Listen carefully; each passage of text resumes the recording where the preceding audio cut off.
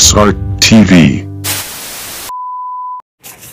Okay, sa mapagpalang araw ulit sa atin mga ka-brother. At ito nga, bago tayo pumasok sa ating barbershop, ay ito, nag-almusal muna tayo. At yan ang ginagawa natin sa itlog na napakasarap kainin kapag sinasawsaw sa kape mga brother. Okay, ito, habang nag-almusal tayo mga brother, ay ito nga nag-e-edit tayo ng pag-upload natin mamaya. Para pag-alis natin dito, may nakaiwan na tayo na upload sa ating Facebook page, YouTube at saka TikTok. Okay, ito na mga brother, start na tayo. Tingnan nyo naman ang itsura nitong ka-brother natin. Yun tinatanong natin kung para saan ang kanyang gupit, ay sabi niya para sa sarili lang daw niya mga ka-brother. Okay, ito na, start na tayo. Ang gupit niya mga ka-brother ay Edgar Taper mga ka-brother. Okay, sundan nyo lang ang process na ito mga ka-brother.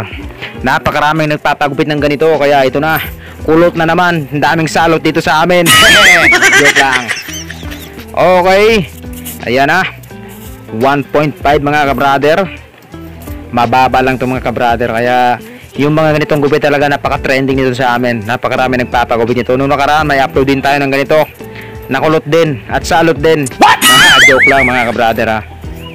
Okay, laruin natin ito. Zero open lever tayo. Yan hanggang likod. Grabe ang buhok nito ni brother, matigas, kulot. Grabe, ano kaya nangyari dito? Naliligo pa kaya ito? Okay, tanggalin na naman natin yung mga himulmul na yan. Ano ba yung mga himulmul na to? Yan po yung tinatawag natin na balahibong pusa. Kahit wala namang pusa.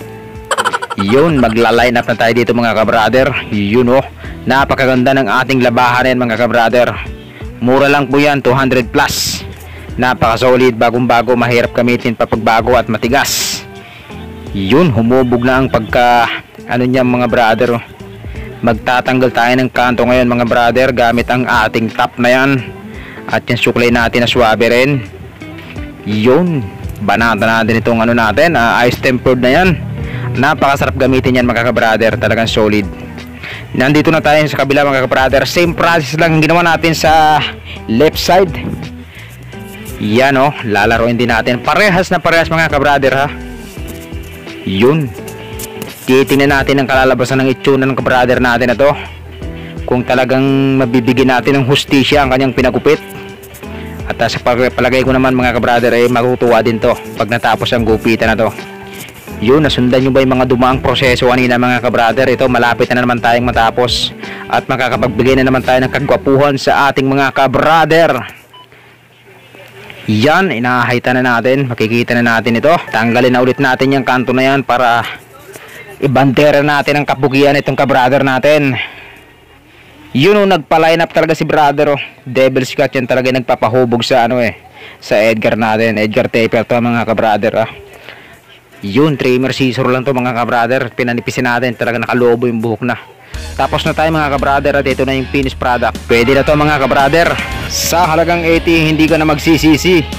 At pwede nang pagtigaan, di ba mga brother? Okay, yan na po.